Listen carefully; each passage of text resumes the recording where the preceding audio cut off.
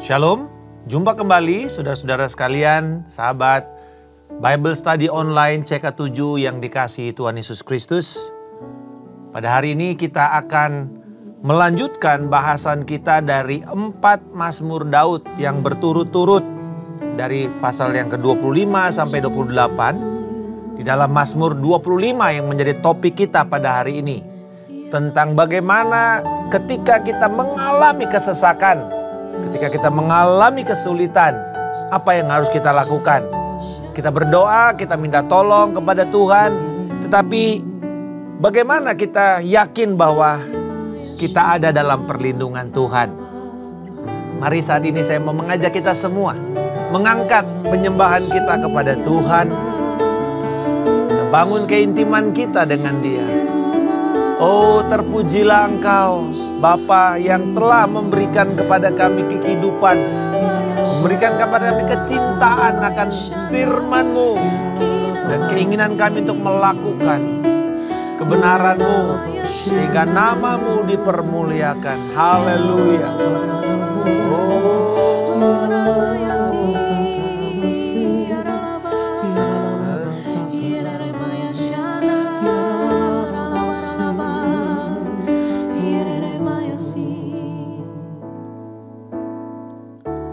Engkaulah perisaiku saat badai hidup menerpaku. Firman-Mu di dalamku tenangkan jiwaku. Engkaulah perisaiku saat badai hidup menerpaku. Firman-Mu di dalamku tenangkan jiwaku. Ku kan berdiri di tengah badai dalam kekuatan yang Kau berikan. Sampai kapanpun ku kan bertahan, karena Yesus selalu menopang hidupku.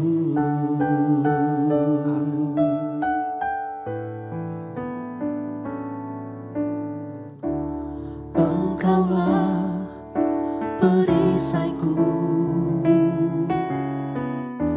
saat badai hidup menerpaku.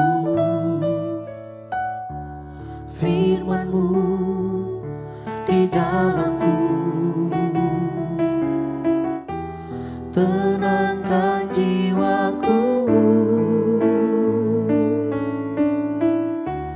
Engkaulah perisaiku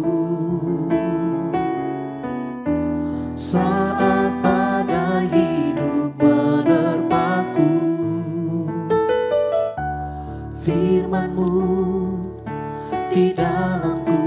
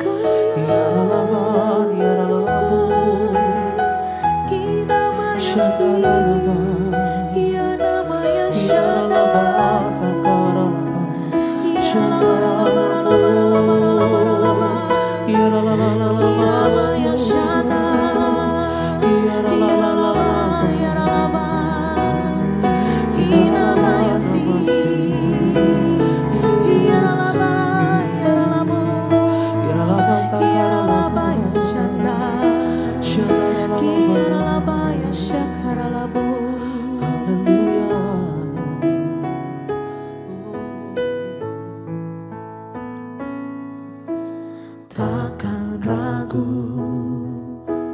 Ku berjalan di dalam lembah yang gelap, ku tak takut, sebab Engkau besertaku.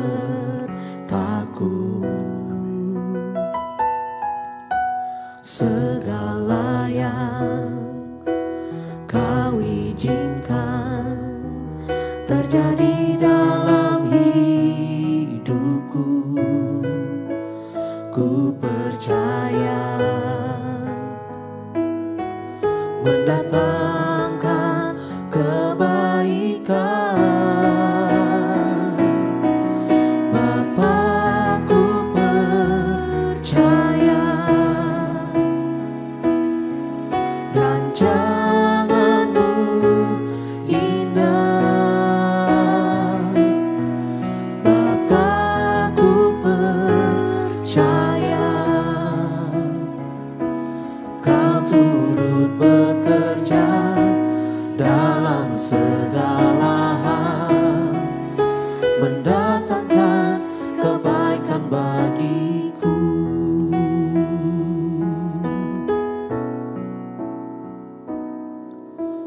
Takkan ragu, ku berjalan di dalam lembah yang gelap, ku tak takut, sebab Engkau besertaku.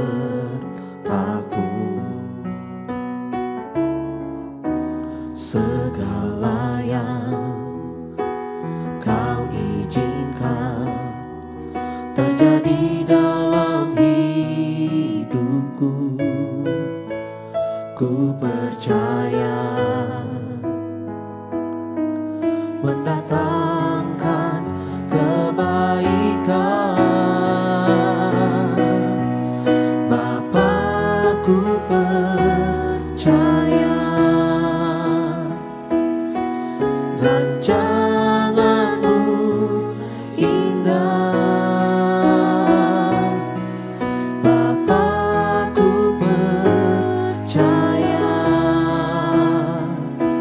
Kau turut bekerja dalam segala hal, mendatangkan kebaikan bagiku.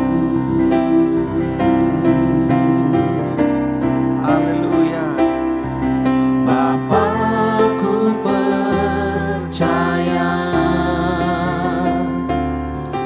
rancangan-Mu indah. Bapa, ku percaya Kau turut bekerja dalam segala hal, mendatangkan kebaikan bagiku. Kau turut bekerja dalam segala hal, mendatangkan kebaikan bagiku. Kau turut bekerja dalam segala hal, mendatangkan kebaikan bagiku.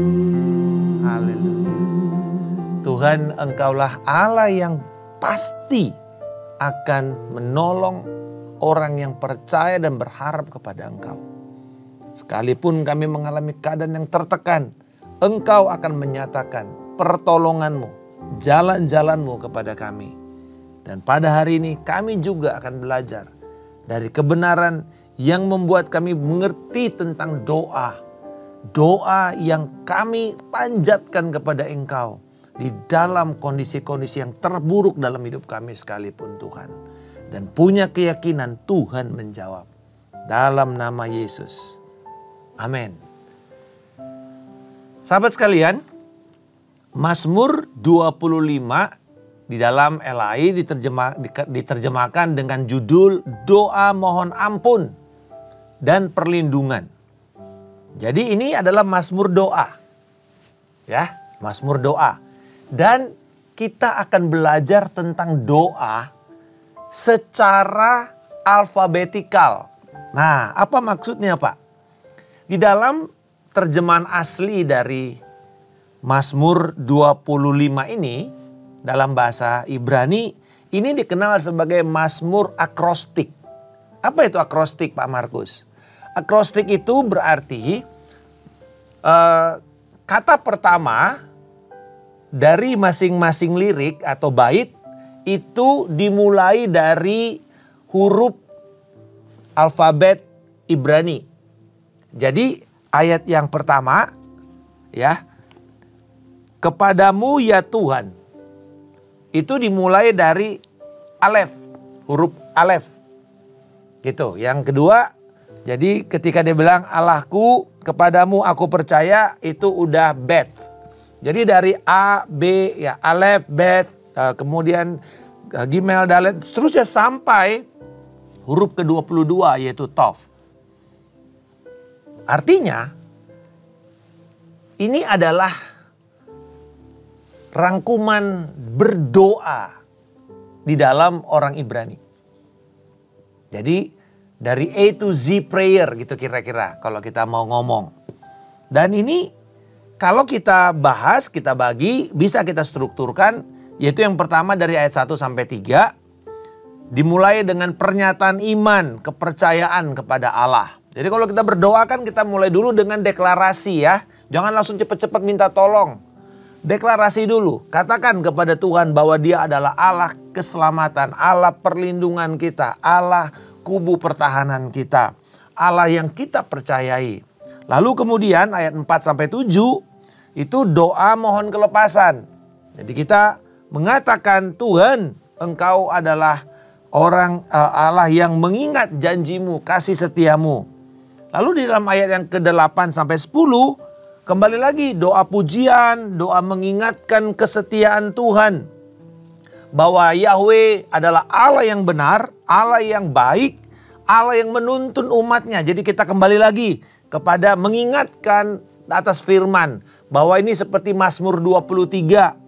Bahwa Allah adalah gembala kita yang dapat dipercayai. Ketika domba-domba itu melewati jurang atau lorong sempit di dalam tebing-tebing yang ada di dalam tempat penggembalaan di gurun padang belantara Yehuda, itu gelap, banyak serigala, banyak ancaman, banyak juga perampok. Nah, domba-domba itu dituntun oleh si gembala dan mereka harus yakin bahwa si gembala menuntun dengan benar dan bukan mencelakakan, menyediakan perlindungan, menyediakan tuntunan. Lalu kemudian di dalam ayat 11 ada satu titik balik, yaitu berdoa tentang pengampunan dosa, pengakuan dosa. Dan setelah itu, setelah pengakuan dosa, mulai lagi doa untuk mendeklarasikan lagi siapa orang yang takut akan Tuhan dalam ayat 12 sampai 15. Di sini kita belajar definisi takut akan Tuhan itu apa? Yaitu mereka yang sikap dan yang mengakui. Jadi ini ada sebuah sikap hati. Orang yang takut akan Tuhan itu bukan dilihat dari, oh ini ada bajunya, orang takut Tuhan, bukan. Atau dia pakai aksesoris yang kelihatannya ada asosiasi dengan iman kita, bukan.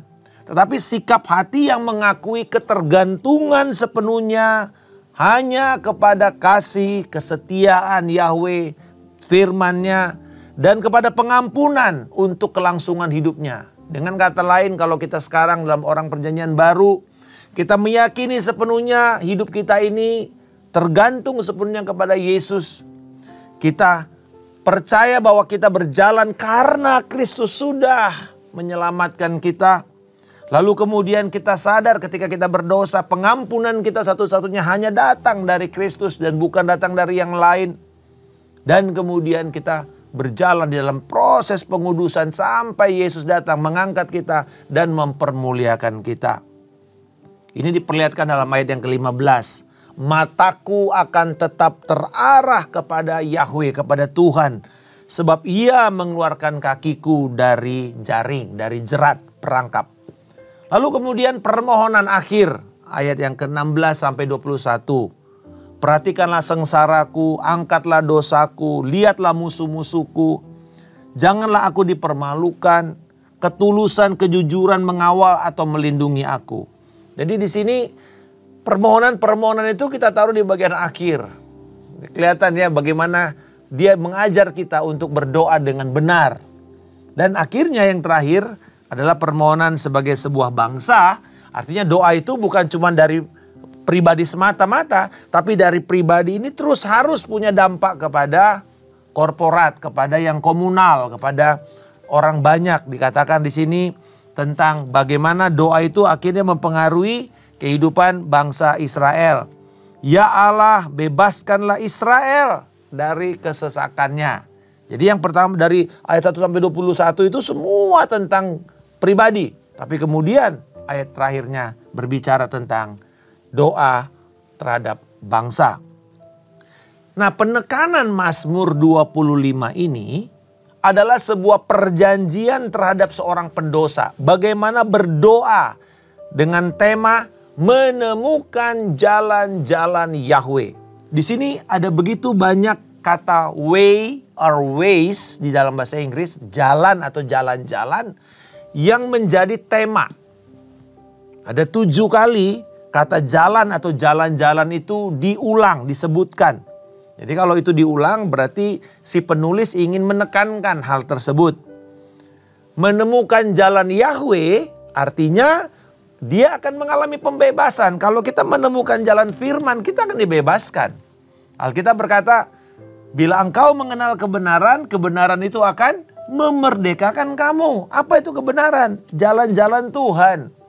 Kembali lagi, di dalam Mazmur 1 itu adalah kayak pilar ya. Kalau kita mempelajari Mazmur, tahu yang pertama ini, Mazmur 1 dan Mazmur 2. Itu adalah pilarnya. Kita pegang kembali, kita jangkar ya, untuk kita kembali lagi ke sana.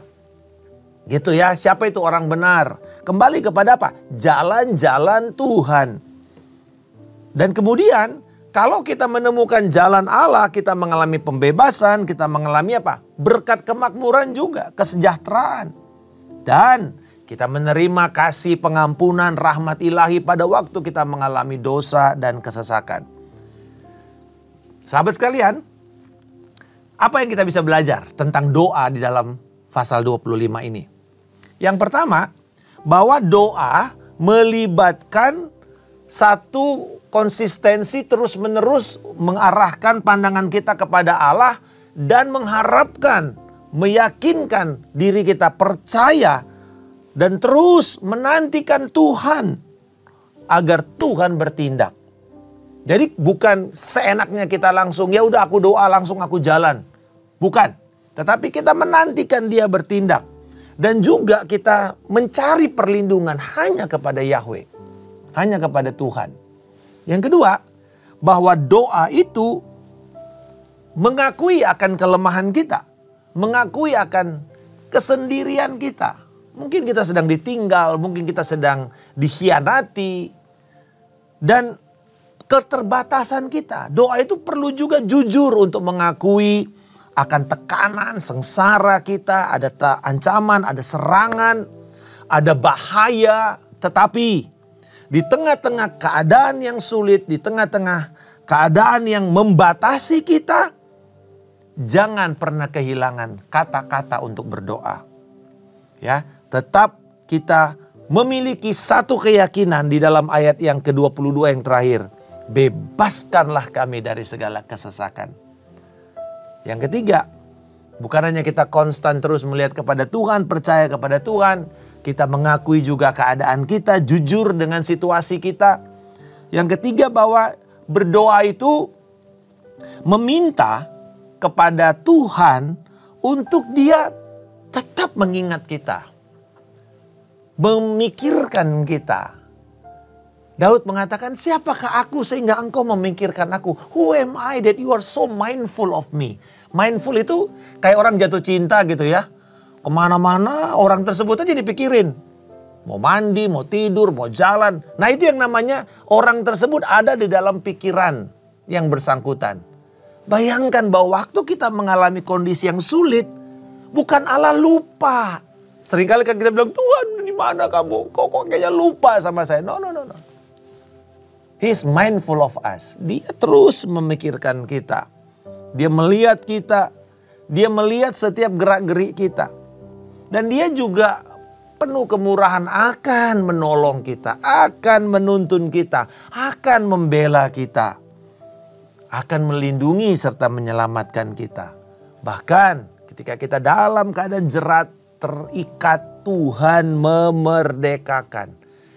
Dan bahkan yang terakhir, ketika kita ada dalam kungkungan maut, Yesus datang menebus kita, membeli kita dari cengkraman si jahat, membayarnya dengan nyawanya sendiri, dan memberikan kepada kita pengampunan dosa seterusnya. Sehingga kita bisa datang membersihkan hati nurani kita setiap hari ketika kita datang kepadanya.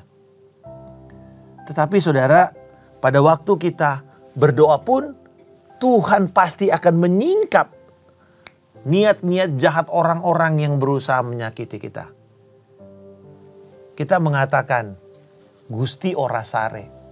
Tuhan tuh gak pernah tidur. Pasti. Gak usah kita memakai diri kita untuk menghakimi orang lain. Biarkan Tuhan melakukannya. Yang keempat, bahwa doa itu didasarkan kepada sikap dan atribut Allah. Dan sikap atribut Allah itu terlihat dari apanya? Dari namanya. Makanya ada begitu banyak nama-nama Yahweh.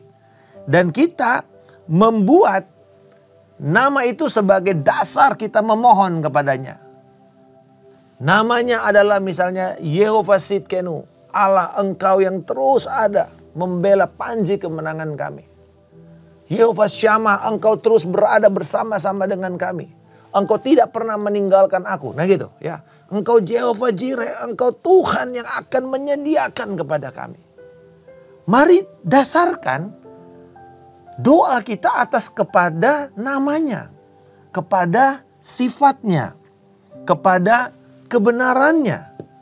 Kepada bagaimana dia bertindak. Kepada belas kasihannya. Pada komitmennya. Dan inilah yang akan membuat kita akan aman bahwa Tuhan mengawasi kita.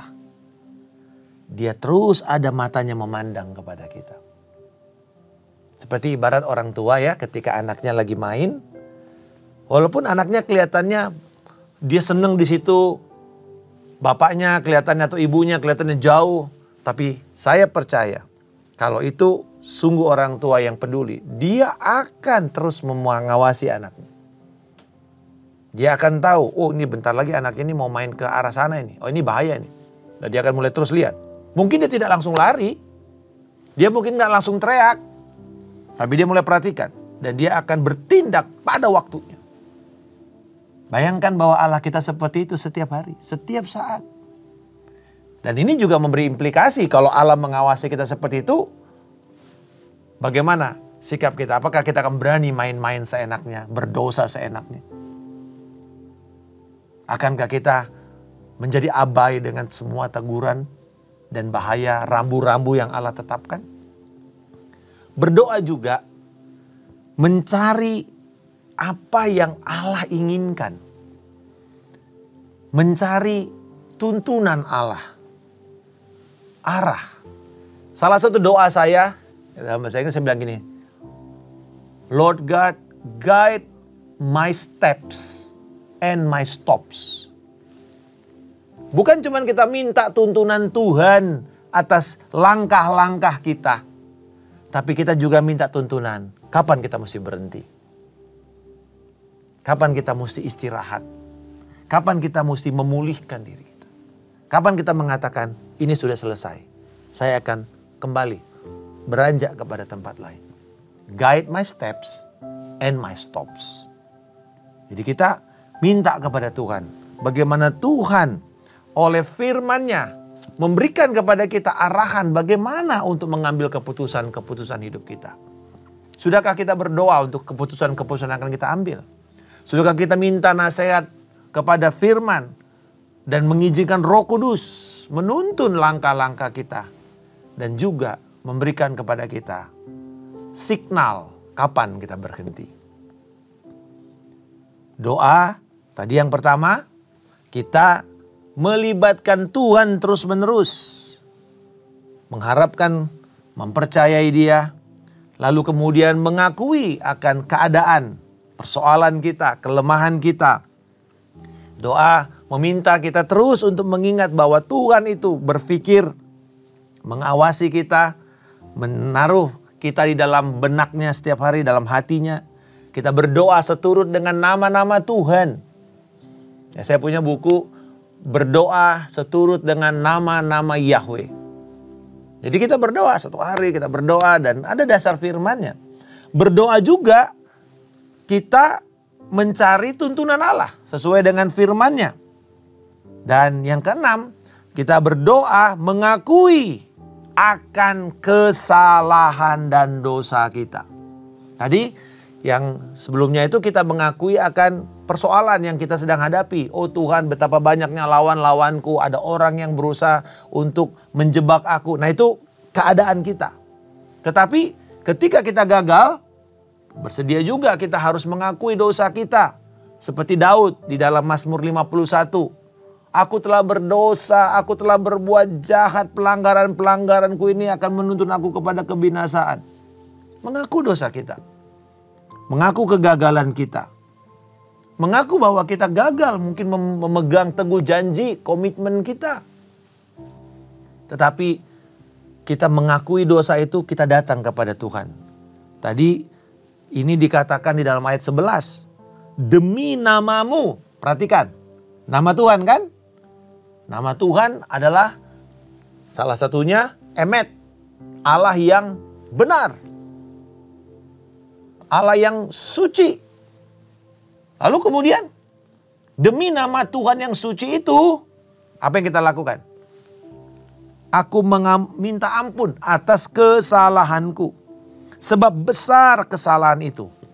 Saudara-saudara, dalam 1 Yohanes 1 ayat 9, Rasul Yohanes mengajarkan kepada kita, kalau kita mau membangun relasi kita dengan Tuhan Yesus, kita mesti sadar untuk kita bersedia mengakui dosamu. Dikatakan apabila engkau mengaku dosamu, jadi berarti kita membuka. Kita nggak bilang, Tuhan kalau aku berdosa. Nggak boleh kita bilang kalau aku udah benar salah kok.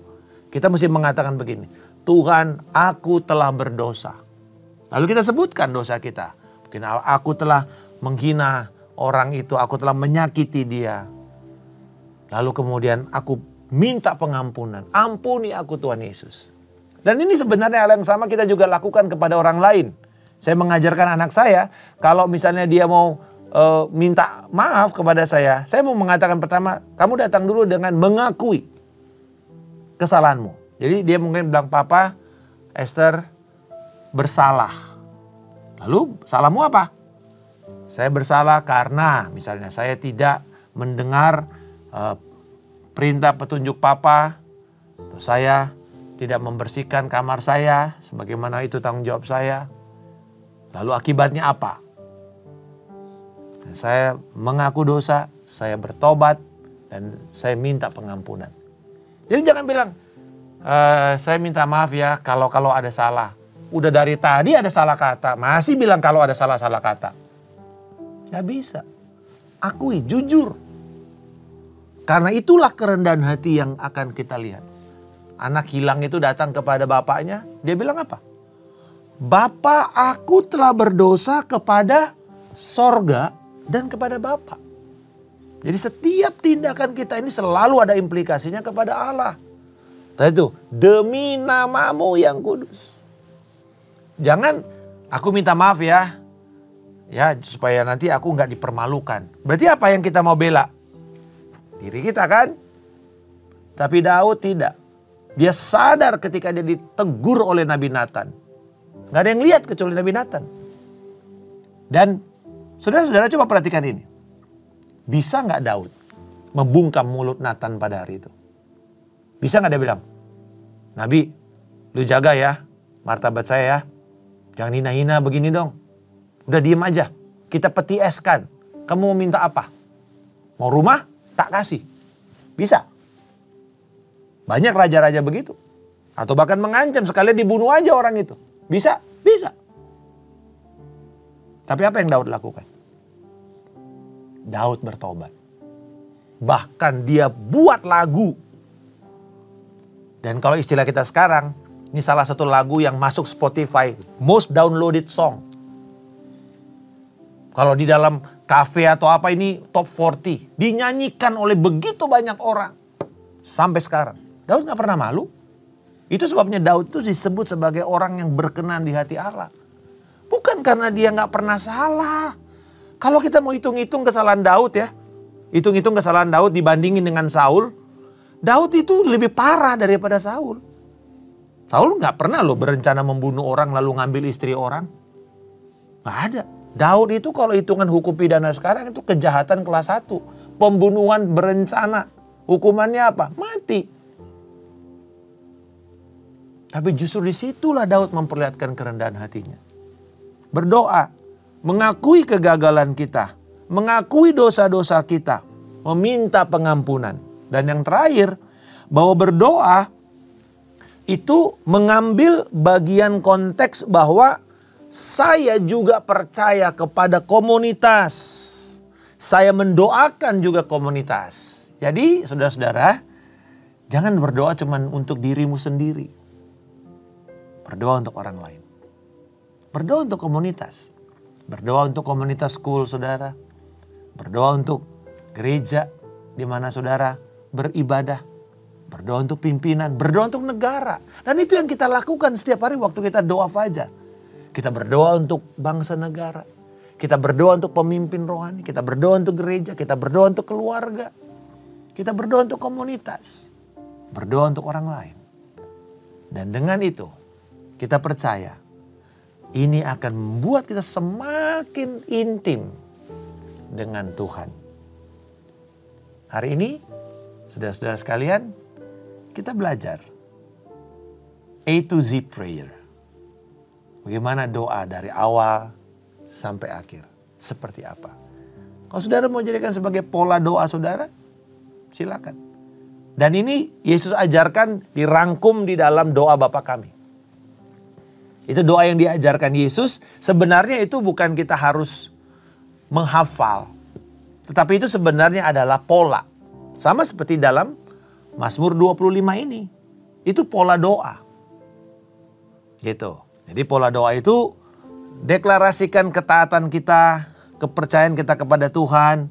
Akui keadaan, kelemahan, keterbatasan. Lalu kemudian berdoa nyatakan bahwa Tuhan itu terus memikirkan kita. Dia pasti akan membela kita.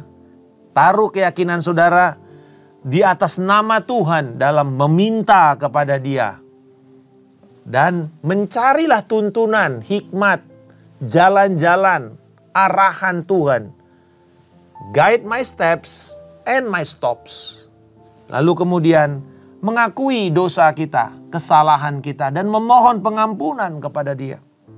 Dan yang terakhir, bahwa kalau kita berdoa, taruhlah konteks bahwa saya ini adalah bagian dari komunitas yang lebih besar.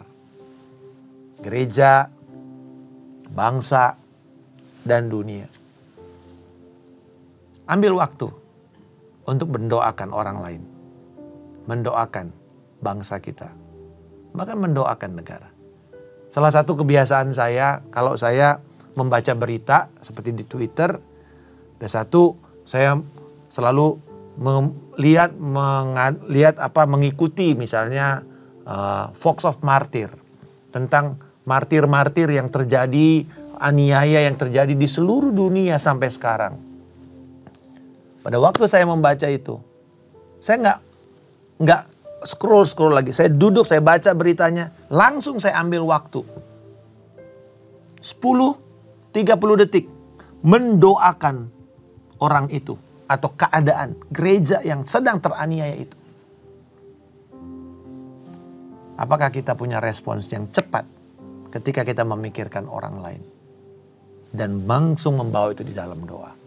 Kiranya ini akan menolong kita semua bertumbuh dalam keintiman kita dengan Tuhan dan di dalam doa kita. Tuhan Yesus memberkati. Shalom.